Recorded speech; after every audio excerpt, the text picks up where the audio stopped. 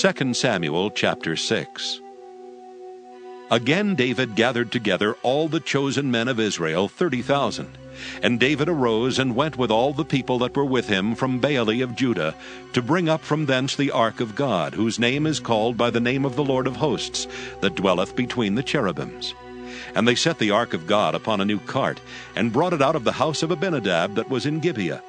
And Uzzah and Ahio, the sons of Abinadab, drave the new cart. And they brought it out of the house of Abinadab, which was at Gibeah, accompanying the ark of God. And Ahio went before the ark.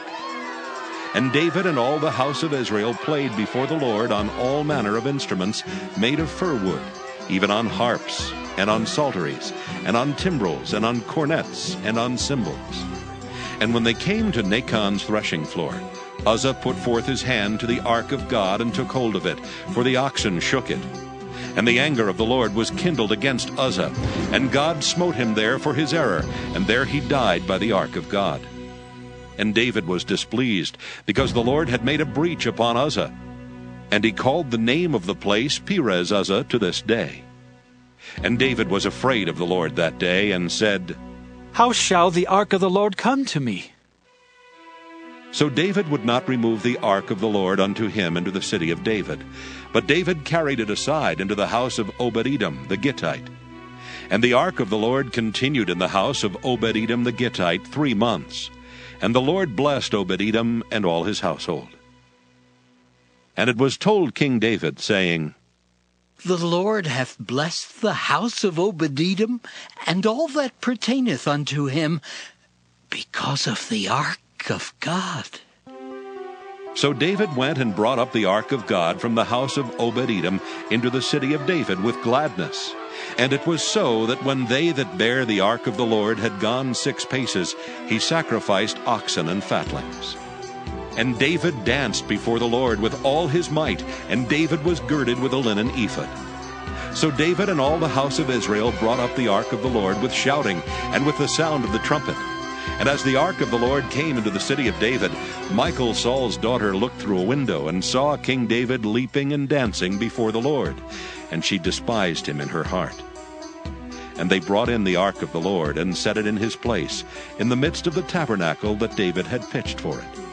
And David offered burnt offerings and peace offerings before the Lord. And as soon as David had made an end of offering burnt offerings and peace offerings, he blessed the people in the name of the Lord of hosts. And he dealt among all the people, even among the whole multitude of Israel, as well to the women as men, to every one a cake of bread, and a good piece of flesh, and a flagon of wine. So all the people departed every one to his house. Then David returned to bless his household. And Michal, the daughter of Saul, came out to meet David, and said, How glorious was the King of Israel today, who uncovered himself today in the eyes of the handmaids of his servants, as one of the vain fellows shamelessly uncovereth himself. And David said unto Michal, It was before the Lord which chose me before thy father, and before all his house, to appoint me ruler over the people of the Lord, over Israel.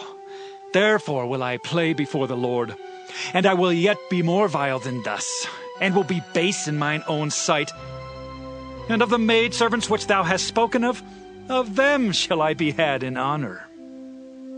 Therefore Michal, the daughter of Saul, had no child unto the day of her death. Nahum chapter 1. The burden of Nineveh. The book of the vision of Nahum the Elkoshite. God is jealous, and the Lord revengeth. The Lord revengeth, and is furious. The Lord will take vengeance on his adversaries, and he reserveth wrath for his enemies. The Lord is slow to anger, and great in power, and will not at all acquit the wicked. The Lord hath his way in the whirlwind and in the storm, and the clouds are the dust of his feet. He rebuketh the sea, and maketh it dry, and drieth up all the rivers. Bashan languisheth, and Carmel, and the flower of Lebanon languisheth. The mountains quake at him, and the hills melt, and the earth is burned at his presence, yea, the world, and all that dwell therein. Who can stand before his indignation? And who can abide in the fierceness of his anger? His fury is poured out like fire, and the rocks are thrown down by him. The Lord is good, a strong hold in the day of trouble, and he knoweth them that trust in him. But with an overrunning flood he will make an utter end of the place thereof, and darkness shall pursue his enemies. What do ye imagine against the Lord? He will make an utter end. Affliction shall not rise up the second time. For while they be folden together as thorns, and while they are drunken as drunkards, they shall be devoured as stubble fully dry. There is one come out of thee that imagineth evil against the Lord, a wicked counselor. Thus saith the Lord, Though they be quiet and likewise many, yet thus shall they be cut down when he shall pass through. Though I have afflicted thee, I will afflict thee no more. For now will I break his yoke from off thee, and will burst thy bonds in sunder. And the Lord hath given a commandment concerning thee, that no more of thy name be sown. Out of the house of thy gods will I cut off the graven image and the molten image. I will make thy grave, for thou art vile. Behold upon the mountains the feet of him that bringeth good tidings, that publisheth peace. O Judah, keep thy solemn feasts, perform thy vows, for the wicked shall no more pass through thee. He is utterly cut off. Romans 13. Let every soul be subject unto the higher powers, for there is no power but of God. The powers that be are ordained of God. Whosoever therefore resisteth the power, resisteth the ordinance of God. And they that resist shall receive to themselves damnation. For rulers are not a terror to good works, but to the evil. Wilt thou then not be afraid of the power? Do that which is good, and thou shalt have praise of the same. For he is the minister of God to thee for good. But if thou do that which is evil, be afraid, for he beareth not the sword in vain. For he is the minister of God, a revenger to execute wrath upon him that doeth evil. Wherefore ye must needs be subject, not only for wrath, but also for conscience sake. For this cause pay ye tribute also, for they are God's ministers, attending continually upon this very thing.